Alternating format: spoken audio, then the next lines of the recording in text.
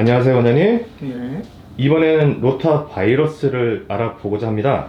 로타 바이러스가 뭔가요, 원장님? 예, 로타바이러스는 노로바이러스와 함께 바이러스성 장염을 유발하는 대표적인 바이러스라고 할 수 있겠습니다. 보통 대변, 입 병로를 통해서 감염이 되기 때문에 바이러스에 오염된 음식을 먹거나 또는 가족 간의 감염을 통해서 발생할 수가 있겠습니다. 만약 감염이 이루어지게 되면 보통 24시간에서 약 72시간의 잠복기를 거쳐 증상이 나타나게 되는데요. 주된 증상은 구토와 발열, 그리고 혈액이 섞이지 않은 물설사를 다량으로 하게 됩니다. 이로 인해 탈수증이 발생할 수가 있겠습니다. 이 병의 발생 시기는 주로 날씨가 쌀쌀해지는 9월부터 시작돼서 주로 겨울에 가장 피크라고 할 수 있겠으며 약 3, 4월까지 기승을 부릴 수 있는 것으로 알려져 있습니다. 그러나 우리나라는 발병이 되는 시기를 조사해 보니 거의 1년 내내 발생할 수 있는 것으로 되어 있어서 사실 연중 무관하게 로타바이러스는 장염을 유발할 수 있는 것으로 생각하시면 되겠습니다. 그러면 로타 바이러스에 걸리는 연령층 또는 특별히 주의해야 될 연령대가 있을까요? 로타바이러스는 소아성 장염을 유발하는 가장 흔한 대표적인 바이러스입니다. 따라서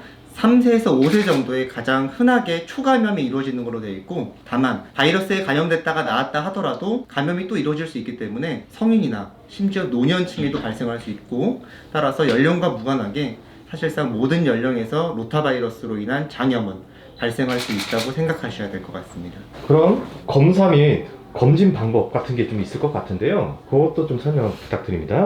로타바이러스에 감염이 되면 배변에 아주 고농도의 바이러스가 검출이 되게 됩니다. 확진을 위해서는 주로 항문 주변에서 면봉을 통해서 면역학적인 방법을 통해 바이러스 항원을 확인하는 것이 그 확진법이라 할 수 있겠습니다. 하지만 현실적으로 로타바이러스에 대한 근본적인 치료가 사실 존재하지 않고 증상에 맞는 대증적인 치료를 하는 것이기 때문에 굳이 확진을 필요로 한 경우가 사실 임상적으로 많지는 않습니다. 따라서 소아이거나 성인에서는 아주 약이 듣지 않거나 지속되는 특수한 사항이 아니면은 면역학적인 방법은 주로 시행하지 않고 임상 증상에 맞춰서 진단하는 경우가 대부분이라고 할 수 있겠습니다. 그럼 마지막으로 말씀 주신 것 외에 로타 바이러스에 대한 대처 방법과 예방 방법, 그런 팁 같은 거 있으면 좀 설명 부탁드립니다.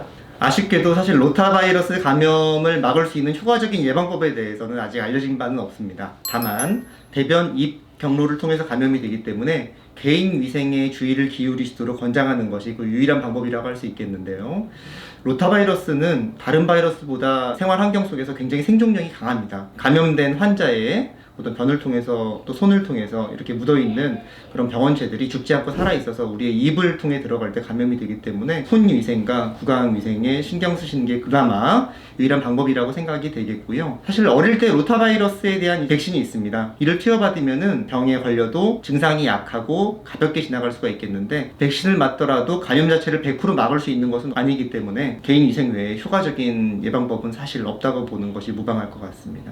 오늘 영상이 마음에 드셨다면 구독, 좋아요, 알림 설정 부탁드리겠습니다. 감사합니다.